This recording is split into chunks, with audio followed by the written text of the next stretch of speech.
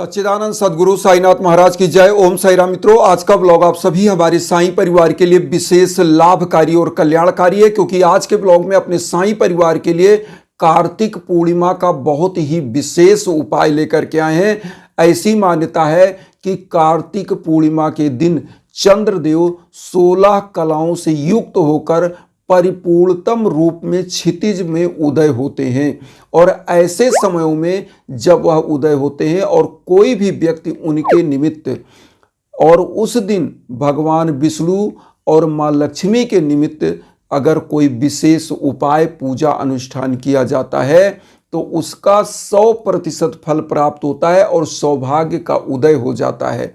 और ऐसी मान्यता है दुख, दरिद्रता, निर्धनता 7 जन्मों के लिए दूर हो जाती है। आज इसी उपाय को हम लेकर के आए हैं। कार्तिक पूर्णिमा का यह विशेष उपाय कैसे किया जाए, क्या क्या लेना है। देखिए, सबसे पहले तो एक चीज जान लें कि कार्तिक पूर्णिमा का विशेष महात्म्य है। क्यों? क्योंकि ऐसी मान्यता है कि कार्तिक पूर्णिमा के दिन चंद्रदेव 16 कलाओं से युक्त होकर के क्षितिज पर पूर्ण रूप से उदय होते हैं और उनकी रश्मियों से अमृत के समान वर्षा होती है। और चूंकि देव उठनी एकादशी और प्रबोधनी एकादशी के समय ही भगवान श्री हरि अपनी योग निद्रा से जाग चुके हैं, ऐसे समय में यह प्रथम उनकी विशेष पूजा होती है श्री हरि, विष्णु और लक्ष्मी की। ऐसे समयों में जब आप उनको भोग मान देते हैं तो वह प्रसन्न होके आपके जन्म जन्मांतर की दरिद्रता, निर्धनता को समाप्त कर देते हैं और आपके युवा बच्चे बच्चियों को सफल करते हैं। बहुत सारे ऐसे लोग हैं जो कहते हैं कि गुरुदेव, हमारे युवा बच्चे बच्चियां हैं जो जॉब के लिए पूरा तैयारी कर रहे हैं, पूरा एफर्ट कर रहे हैं, लेकिन उनका भाग्य साथ नहीं दे रहा है, वो सफल नहीं हो पा रहे हैं। बहुत सारे लोगों के यहाँ क्या हो रहा है कि उनके घर में लड़ाई झगड़ा बना रहता है। उसका कारण मैं बता दूं, अगर आप कुंडली में बिलीव करते होंगे तो चंद्र, अगर आप किसी ज्योतिषी के यहाँ जाएंगे तो वो बोलता है चंद्र नीच का है, या चंद्र ऐसा है कि इसी के कारण से जातक का मन विचलित रहता है, जातक पढ़ाई में नहीं मन लगा रहा है, या जातक बिजनेस व्यापार में मन नहीं लगा रहा है, उसका मन भ्रमित होता रहता है, वह कॉन्सेंट्रेट नहीं होता है। तो होता क्या है कि चंद्र, और चूंकि ये 16 कलाओं से युक्त होकर चंद्रदेव क्षितिज पे उदय हो रहे हैं और यह कार्तिक पूर्णिमा का जो विशेष मुहूर्त है उसमें उदय हो रहे हैं, तो उस समय में जब आप कोई अनुष्ठान करते हैं तो आपका चंद्र भी बैलेंस होता है, क्योंकि चंद्रमा मन का कारक होता है।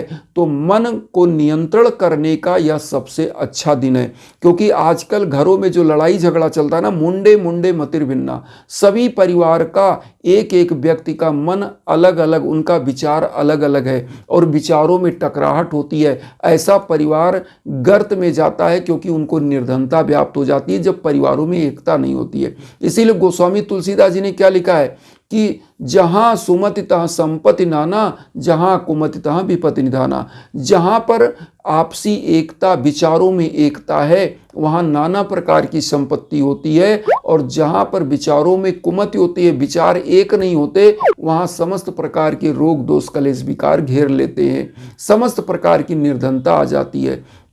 तो इसीलिए इस दिन इस उपाय को जरूर करें। उपाय को करने के लिए क्या क्या लेना है आप ध्यान दीजिएगा। सबसे पहले 5 दीप लेना है, घी का दीप। घी का दीप लीजिएगा 5, एक धूप बत्ती जला लीजिएगा, और उसके बाद आपको लेना क्या है, आपको जो है अष्टगंध का पीला चंदन ले लेना है, और चुनरी ले लीजिएगा, छोटी सी चुनरी लाल कलर की, तुलसी जी को ओढ़ाने के लिए, वो भी हम बताएंगे कैसे।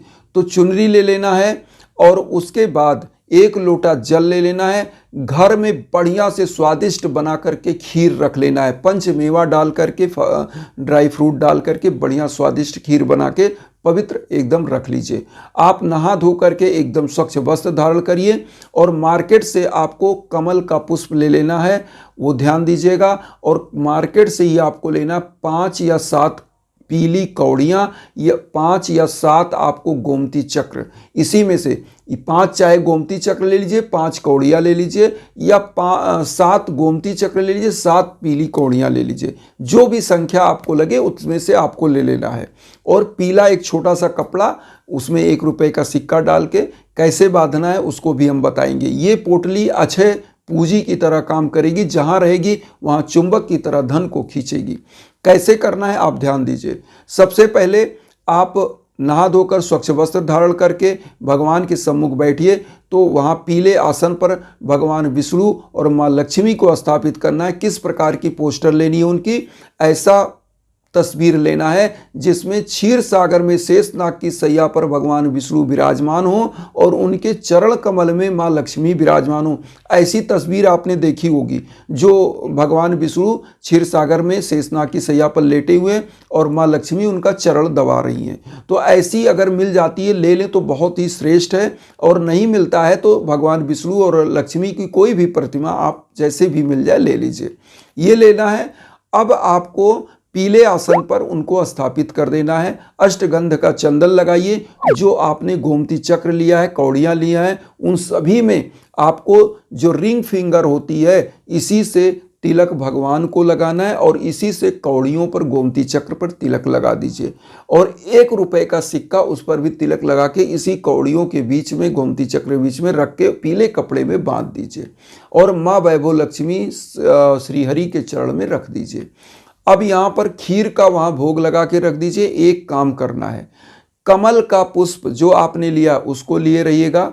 अब यहाँ पर क्या करना है, सबसे पहले एक माला जप कर लीजिए भगवान श्री हरि विष्णु का। कौन सा? ओम नमो भगवते वासुदेवाय नमः। ओम नमो भगवते वासुदेवाय नमः।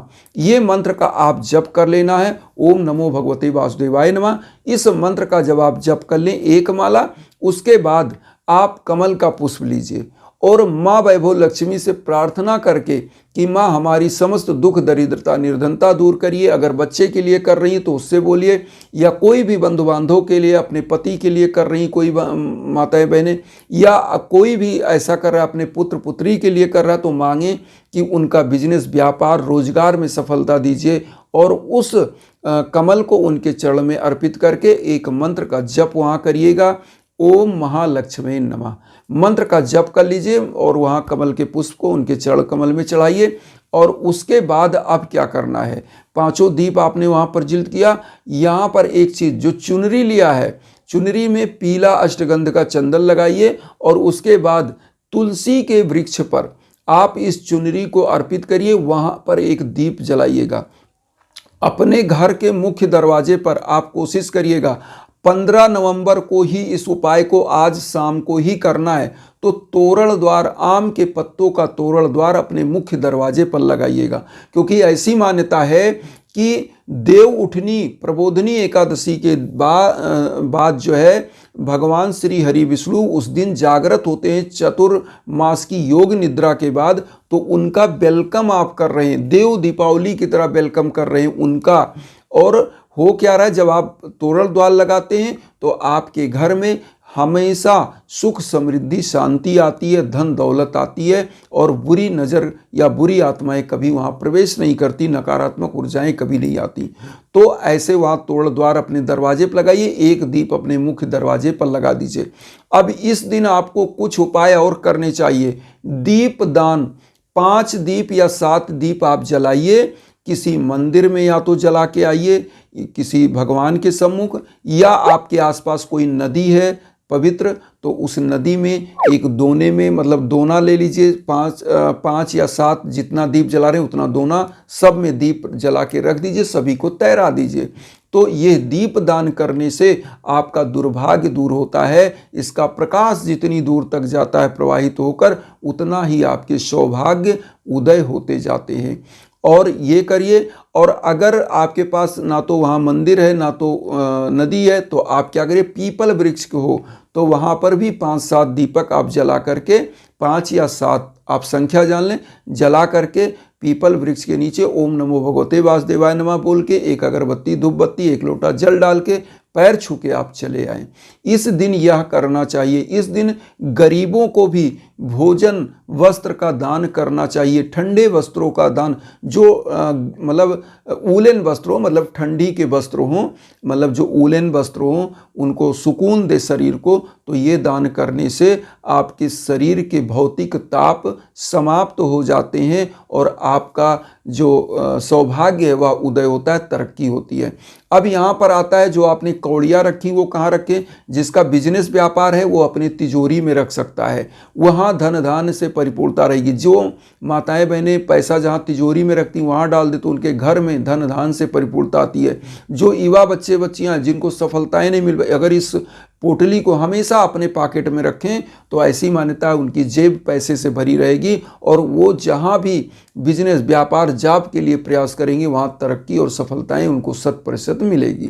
तो ये उपाय करें, निश्चित रूप से कल्याण होगा। एक चीज़ और बता दें, अगर जीवन में कोई भी भीषण बाधा चल रही हो, आपका कोई कार्य ना बन रहा हो, युवा बच्चे बच्चियां सफल ना हो पा रही हो नौकरी जॉब के लिए, या उनका शादी ब्याह में दिक्कत चल रही हो, संतान प्राप्ति में दिक्कत चल रहा हो, घर में कोई बाधा हो, गृह बाधा, ग्रह बाधा, तो उसकी पूजा के लिए आपको यज्ञ आयोजन के लिए हमारे इंस्टाग्राम का लिंक वीडियो के बीच बीच में देते हैं, वहाँ पर आएंगे, बात कर सकते हैं, मैसेज कर सकते हैं और आपके नाम गोत्र पर जब संकल्प होकर के ये जो पूजा होती है और उस पर संकल्प होकर के मंत्र का जप होकर हवन होता है तो निश्चित रूप से वह ऊर्जा आप विश्व के कोने कोने में कहीं वो वहाँ तक जाती है और आपका कल्याण होता है।